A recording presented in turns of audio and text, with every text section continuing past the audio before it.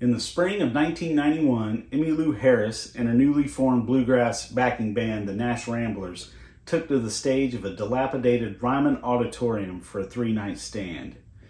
She had put together an eclectic set list of songs from artists as far-ranging as Springsteen to Bill Monroe for what she later referred to as a travelogue of American music. Because the famed Mother Church of Country was in such disrepair, it wasn't safe for anyone to sit in or under the balcony, so the audience for each of those 3 evenings was limited to only around 200 people. For those 3 nights, Miss Emmylou managed to record one of the great live records in country history and to shine a spotlight that went a long way to renewing interest in revitalizing the home of country music.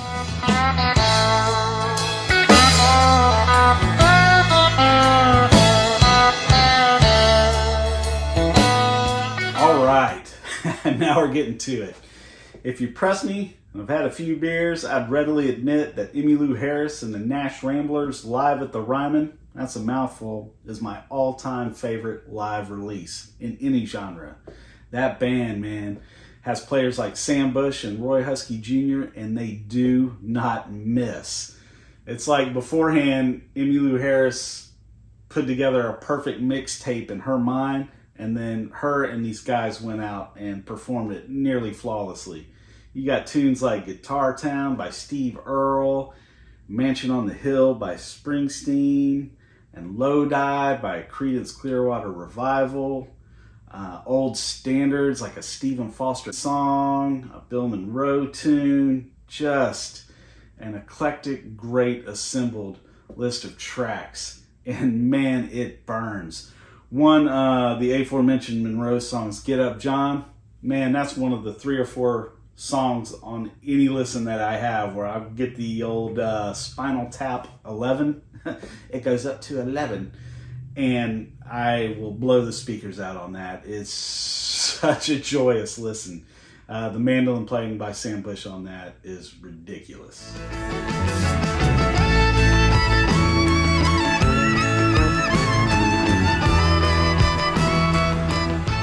It was hard to pick just one song from this firecracker, but I'll highlight their fantastic cover of Creedence Clearwater Revival's Lodi.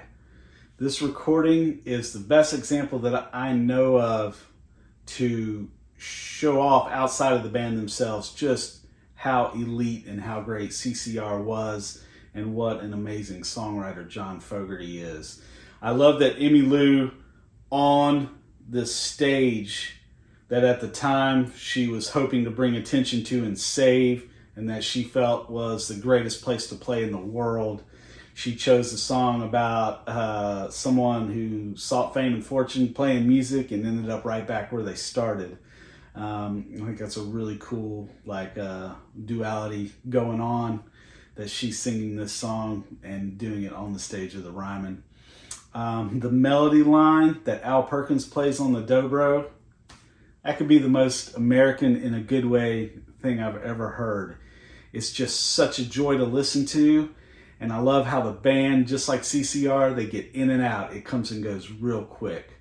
So the song I'm highlighting this time around is Lodi.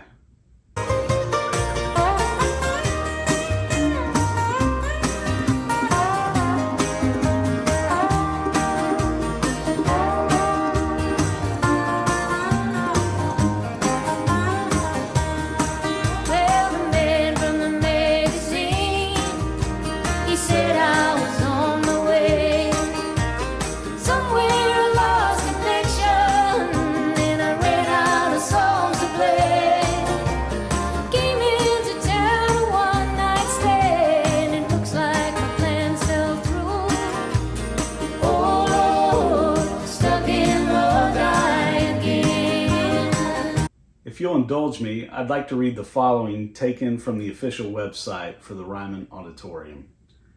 Born in 1875 in Fall Branch, Tennessee, Lula Naff found herself widowed at a young age with a young daughter to support.